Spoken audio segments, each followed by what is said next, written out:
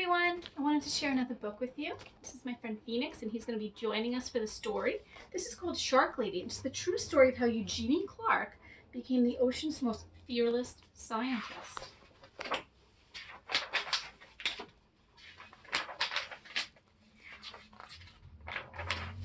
It was Saturday, and Eugenie wanted to stay at the aquarium forever. She wanted to smell the damp, salty air and stare at the glittery rainbow fish. She wanted to keep watching her favorite animals, the sharks. Eugenie pretended that she was walking on the bottom of the sea. What would it be like if she was to swim with her sharks, to breathe underwater with gills of her own?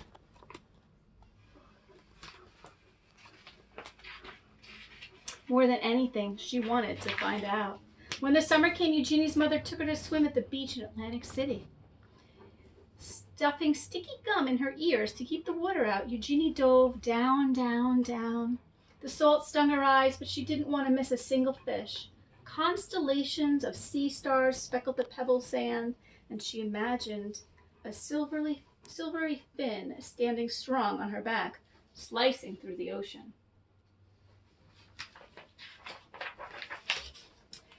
To others, sharks were ugly and scary, but Eugenie knew they were beautiful, and as she glided through the cool water, she wished everyone could see sharks through her eyes.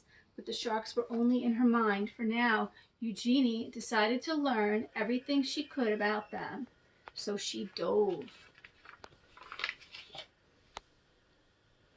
This time into books. Whale sharks and nurse sharks, tiger sharks, lemon sharks. Eugenie wanted to know all about them. She also joined the Queens County Aquarium Society as its youngest member. Eugenie's notebooks were filled with sharks. They swam in her daydreams and on the margins of her pages. At home, Eugenie's mother surprised her with an aquarium of her own. A 15-gallon tank was much too small for sharks, but Eugenie saved her allowance to buy guppies and clownfish and coral red snails. It felt as big as an ocean in her room. Their small apartment became an aquarium, a laboratory, and a sanctuary. As she grew older, many were still telling Eugenie what to do. Forget those sharks. Be a secretary. Be a housewife. Eugenie wanted to study zoology, but some of her professors thought women weren't smart enough to be scientists or brave enough to explore the oceans, and they said sharks were mindless monsters. Eugenie knew better. Her dream was as big as a whale shark, so again, Eugenie dove. She plunged into every course she could. Her laboratory became her home. From sunrise to sunset, she studied how fish grow, how they behave, and how they were put together, both inside and out. Despite all of the people who didn't believe in her, Eugenie was becoming one of the smartest students in her field. Even after she earned her degree, many still doubted her. But Eugenie's work was just beginning. Eager to make discoveries of her own, Eugenie finally dove into the open ocean. In the Red Sea, Eugenie collected hundreds of fish, including 3 new species that were not discovered before. A red sea sand diver, a barred xenia pipefish, and a volcano tripplefin.